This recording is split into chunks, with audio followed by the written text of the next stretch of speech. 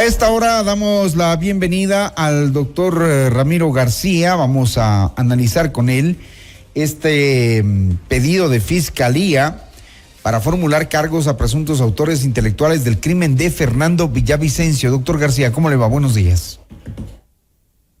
Buenos días, Hernán. Muchas gracias por la invitación. Un saludo para todos los oyentes. Bueno, dice la familia, no están todos. Al final se toma una decisión por parte de Fiscalía. Parecía que no se iba a llegar a los autores intelectuales, pero habrá los indicios y la fortaleza de las evidencias y la investigación de la Fiscalía para llegar a establecer a los verdaderos responsables intelectuales del crimen del candidato presidencial Fernando Villavicencio y extender a quienes dicen la familia son más parte de esta mafia. Bueno, yo creo que este es el inicio de un caso que creo yo seguramente va a ser el icónico en la historia política de este siglo, ¿no? Es la primera vez que el Ecuador enfrenta el asesinato, ahora en este siglo XXI, porque en el siglo XX, pues recordemos que el único caso que podríamos poner en paralelo fue el asesinato de Abdón Calderón en el año 78, me parece, 79. Ahora, pues, el asesinato de Fernando Villavicencio nos marcó un antes y un después políticamente. Y yo creo que va a marcar este proceso también un antes y un después procesalmente. Todos los ojos van a estar sobre este caso. Y me parecería una locura que Fiscalía decida formular cargos si no tiene muy bien armado su estructura probatoria. Yo creo que Fiscalía no se habría arriesgado a proponer una formulación de cargos sin las evidencias que lo sustenten, ¿no? Ahora, que sean más los involucrados o que en el transcurso de los 90 días que debe durar la instrucción fiscal aparezcan otros autores u otros coautores u otros partícipes, pues eso ya lo veremos con el decurrir del tiempo. En todo caso, la formulación de cargos transforma en público el expediente, lo que significa que a partir de que se formulen cargos, todos, incluidos periodistas, actores de opinión, etcétera, podremos acceder al expediente que Fiscalía ha manejado hasta ahora de manera reservada en una investigación previa. Claro. Así que, pues, mucho se va a hablar sobre esto. Usted bien decía, todo se ha conocido hasta ahora de forma reservada, pero hay que ver y estamos expectantes de los roles que habrían cumplido Ronnie Aliaga, José Serrano, Javier Jordán y Daniel Salcedo. La mayoría de ellos amenazaron públicamente a Villavicencio y otros que ya están presos, ¿no?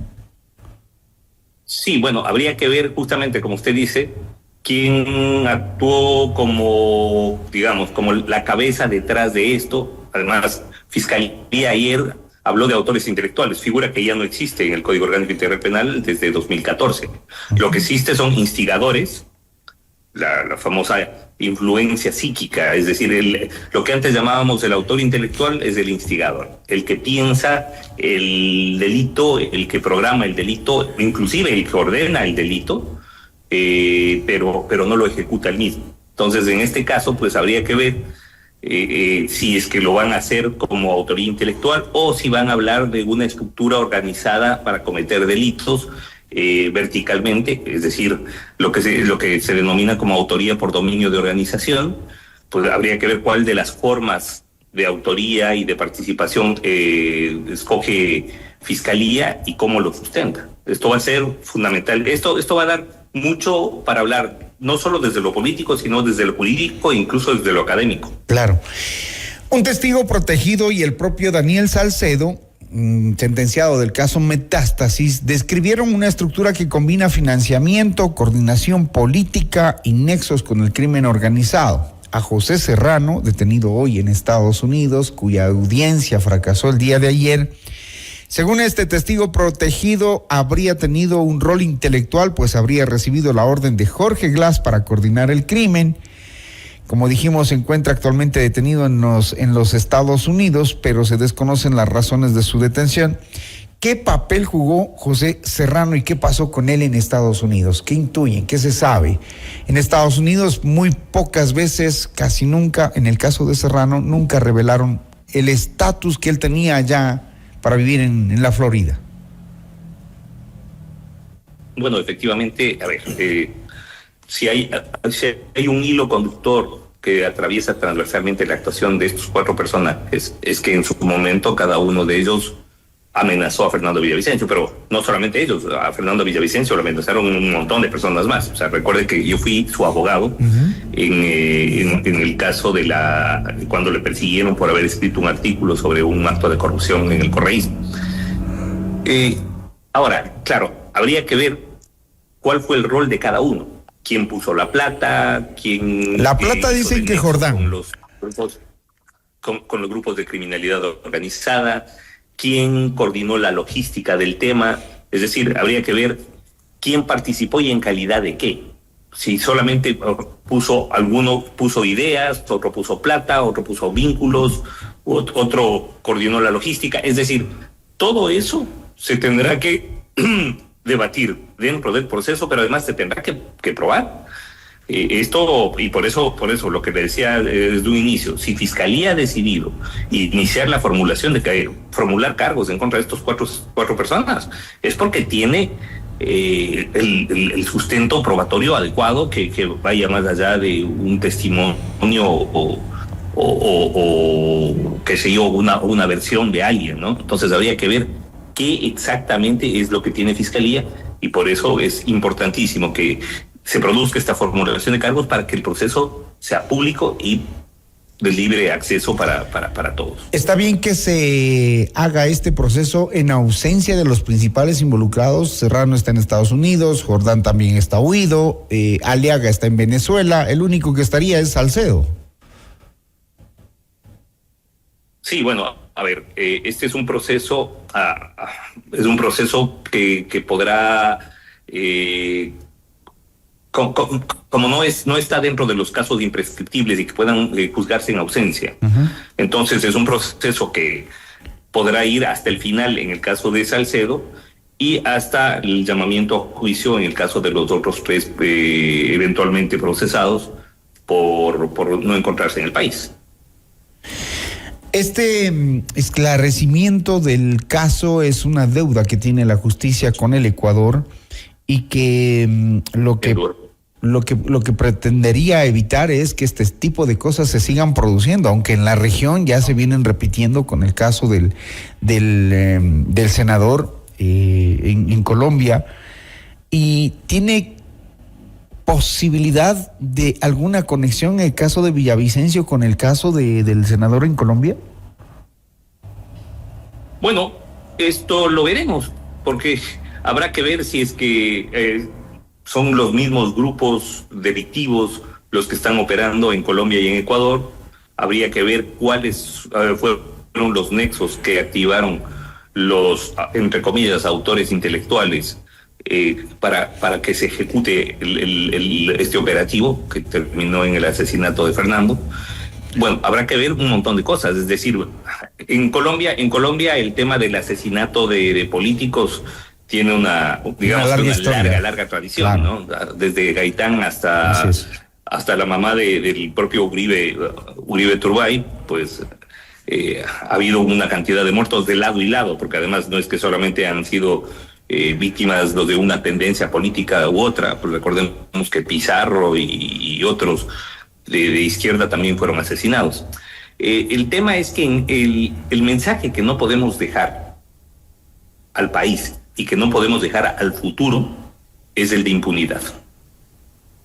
El de impunidad en la muerte de un político, en la impunidad en el cometimiento de un magnicidio. Ese es un mensaje que no se puede dejar. A mí me parece importante que Fiscalía, aunque sea 2 años después de haberse cometido el delito, pues ya considere que tiene el acervo probatorio necesario como para poder exitosamente encauzar un proceso penal en contra de autores intelectuales. Que el tema de la autoría intelectual, que insisto, no existe, es la instigación o en su defecto, si es que se logra probar la existencia de una organización estructurada para cometer delitos, estaríamos ahí sí hablando de la autoría por dominio de organización. Habrá que ver cómo lo enfoca Fiscalía. Pues el tema es que si Fiscalía ha decidido iniciar este proceso, es porque ya ha hecho la investigación suficiente y porque considera que tiene la fortaleza probatoria necesaria como para poder procesar y lograr que este proceso continúe hasta una sentencia. Uh-huh. Y vamos a ver si logran responder esa gran pregunta que los ecuatorianos nos hacemos hace 2 años, ¿no? ¿Quién ordenó asesinar a Villavicencio? Veamos qué pasa. Eso justamente es lo que se va a debatir en este proceso. ¿Quién ordenó? ¿Quién pagó? ¿Cuáles son los intereses, además, que estaban detrás de quien ordena? Porque, ojo, ¿fue simplemente intereses económicos afectados por las denuncias de Villavicencio o hubo intereses políticos también? ¿Qué es lo que pasó? O sea, ¿quién nomás estuvo ahí detrás de todo esto, ¿no? ¿Fue venganza porque les descubrió en la fotito en una piscina? ¿Qué pasó, no? Hay algunas preguntas ahí. Hay mucha tela que cortar y hemos visto además que a partir de la denuncia de Villavicencio se fue desenrollando todo un carrete de hilo de corrupción alrededor de estos personajes que hoy van a tener que enfrentar a la justicia. ¿Cómo ve usted el papel de Lenin Vimos, este testigo protegido y abogado sentenciado en el caso Metástasis, que ubica a Jorge Glass en la cúspide de la planificación, pero la Fiscalía en esta etapa ha enfocado su pedido en Aliaga, Serrano, Jordán y Salcedo y no está Glass? Bueno, habrá que ver. Lo que pasa es que, insisto, o sea, no es suficiente que un delincuente diga yo sé que tal persona dio la orden. Es necesario que exista una prueba de que esa orden provino de esta persona y que además es esa orden la que se ejecutó y no otra. Entonces, yo creo, y por eso insisto, me imagino yo que Fiscalía tiene la estructura probatoria necesaria como para enfrentar exitosamente este proceso. De lo contrario, no se explicaría que solicite la formulación de cargos en este momento. Bueno, veamos cómo se presenta la Fiscalía y qué pruebas y qué evidencias muestra. Gracias, doctor García. Muy gentil. Muchas gracias a usted por la invitación, Hernán, y nuevamente un saludo para todos los oyentes de FM Mundo. Que tenga un buen día, vamos a estar expectantes. 6:55 minutos, esto es Notimundo al día.